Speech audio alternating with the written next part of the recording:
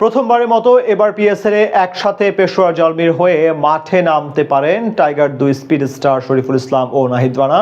আগের ম্যাচে শরীফুল দুর্দান্ত বোলিং করলেও আগামী ম্যাচের সুযোগ হচ্ছে নাহিদ রানার। তাদের সাথে বাবর আজমের সঙ্গে ওপেনিং পজিশনে চমক হিসেবে থাকতে পারেন তানজিদ তামিম। তিন বাংলাদেশিকে নিয়ে শক্তিশালী হায়দ্রাবাদ কিংসম্যানের বিপক্ষে তবে কেমন একাদশ সাজাতে পারে পেশোয়ার জালমি, সেটা নিয়ে বিস্তারিত রিপোর্টে। একসাথে কোনো বিদেশি ফ্র্যাঞ্চাইজি টুর্নামেন্টে তিন বাংলাদেশি মাঠে নামবেন, এমন ঘটনা অবশ্যই বিরল বলা চলে। কিন্তু সেই বাস্তবতা সামনে এসেছে প্রথমবারের মতো পেশোয়ার জালমির কারণে। এবার পাকিস্তান সুপার লিগে তানজিদ তামিম, শরীফুল ইসলাম এবং নাহিদ রানাকে একসাথে দলে ভিড়িয়ে বলা চলে বেশ বড়সড় চমক দিয়েছে ফ্র্যাঞ্চাইজিটি।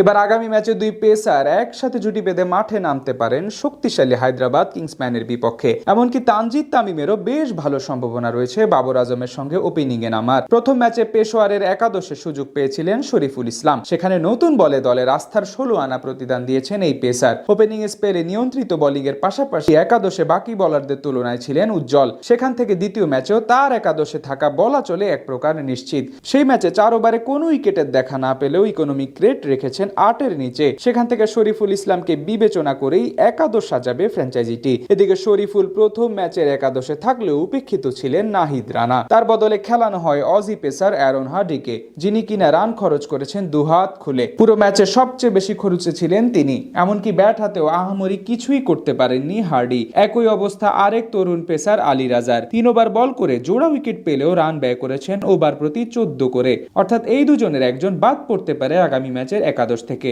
সেক্ষেত্রে আপাতত টিম ম্যানেজমেন্টের নজরে সবচেয়ে বেশি এগিয়ে থাকার কথা নাহিদ রানারই। গেল পাকিস্তানের বিপক্ষে সিরিজে অসাধারণ বোলিং করেছেন এই স্পিড স্টার। জোরের উপর বল করতে পারেন বিধায় তার উপর আস্থা রাখতে পারে পেশোয়ার জালমি। তাছাড়া পাকিস্তানের মাটিতেও রানার পরিসংখ্যান বেশ উজ্জ্বল। সেখান থেকে অ্যারন হার্ডির জায়গায় তার একাদশে সুযোগ পাওয়ার সম্ভাবনা বেশ তীব্র।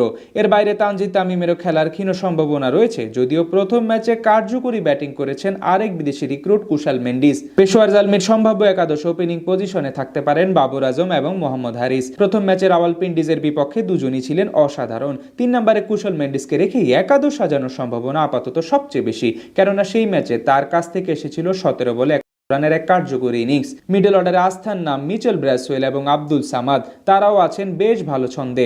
পাশাপাশি স্পিন বোলিং অপশনেও ভরসার পাত্র ব্রেসওয়েল। তাদের সাথে শেষ দিকে ঝড় তোলার পাশাপাশি বল হাতে সহভূমিকা রাখতে প্রস্তুত আমির জামাল। পেস বোলিং ইউনিটে দুই টাইগার পেসার নাহিদ রানা এবং শরীফুল ইসলাম থাকলে তাদের ঘিরেই সব পরিকল্পনা সাজাবে ফ্র্যাঞ্চাইজিটি। সেখান থেকে দুজনের কাছেই প্রমাণ করার দারুণ এক সুযোগ আসছে হায়দ্রাবাদের সাথে ম্যাচটি।